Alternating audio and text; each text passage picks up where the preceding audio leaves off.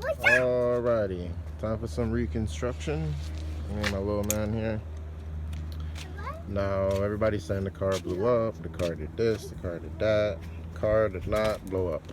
However, something did go wrong.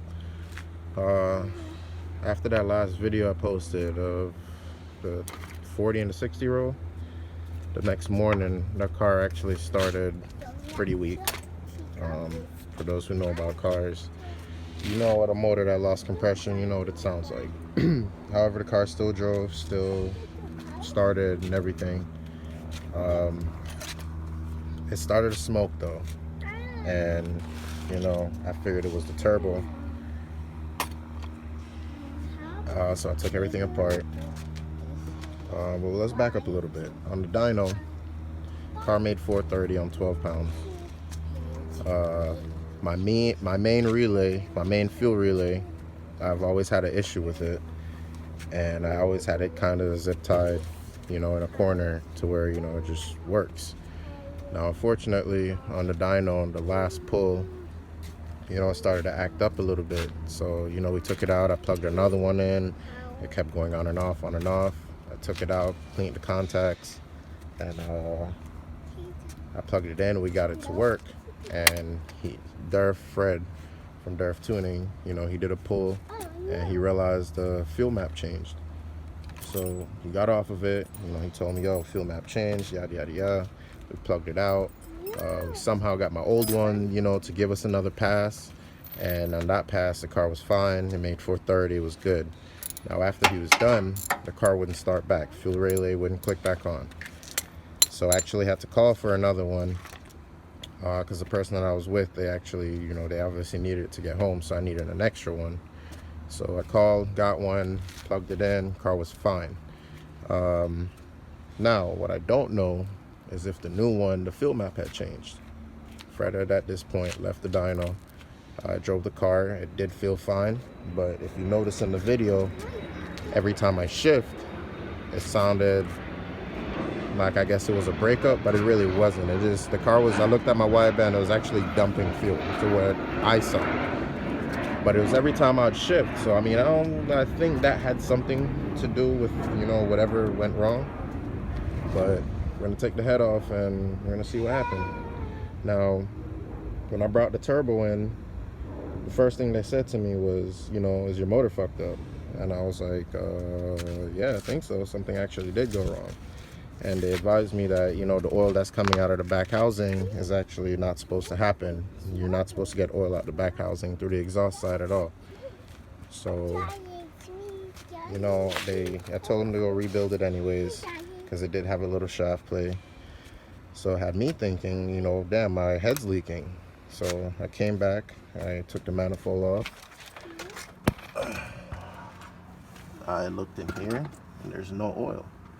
This oil that you're seeing right here is actually coming out of the turbo manifold, which I'll show you in a second.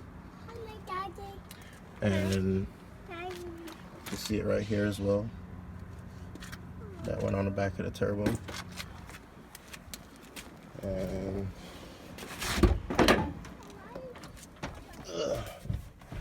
you can see it right here. So it was definitely from the turbo. And the fuel relay I was talking about, by the way, is this thing. So I got it kind of zip tied right there. This is the new one that I got. I haven't had any issues with it since. But like I said, I don't know if me plugging that in, if it may have changed the fuel map. And I was out ripping the car and, you know, I broke something. I had a lot of blow by out of the valve cover through here to the point where it was spitting oil on my fuel rail. So, could be a compression ring, oil ring, something. But for now, I think I'm gonna just find a really healthy stock B series block, slap this head on there, find a turbo, because after I dropped the turbo off and they called me back in 2 hours and they told me, yo, your turbo is unrepairable. And I didn't understand why, because the car actually made great power and, you know, low pounds of boost, and no, the car felt great. So I don't know anything about turbo, so when I went there, you know, they actually showed me and explained to me, like, you know, like the shaft, it was too messed up to even put another seal on it. Like, it was too rough. It's kind of like, I guess, putting a bearing on a bad crank. You know, it's just, you can change the seal, but it's just gonna do the same shit. So basically, I don't have a turbo now. I gotta figure that out and figure out a stop block, and I'll be back on the road. I'll stick to around 400, play around with that for now, while I assess this block and see what moves I'm gonna make with this, because I don't think I'm gonna go with the same compression. It was too high, it was risky. Now that it's broken, I don't want to fix it and then the same shit happens. So I think the smartest thing to do is to probably just get some low compression pistons. I'm thinking 10.5, maybe 11.0, nothing too low. And yeah, we'll go from there. Home team, baby. This is the results. Back sleeve.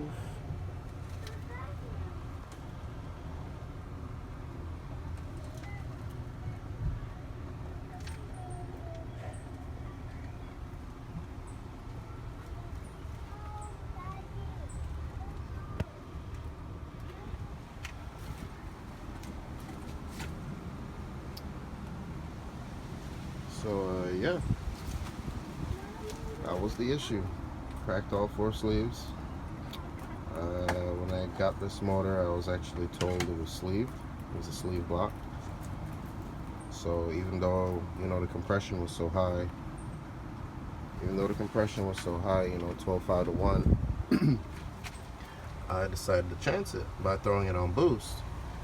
But if I had known that it wasn't a sleeve block, I would have never took that chance.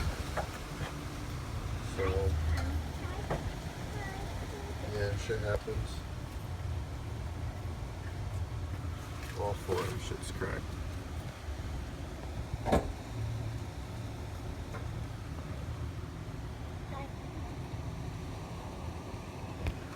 But yeah, you know me well, you know I'll be back. Embedded. HT, bitch.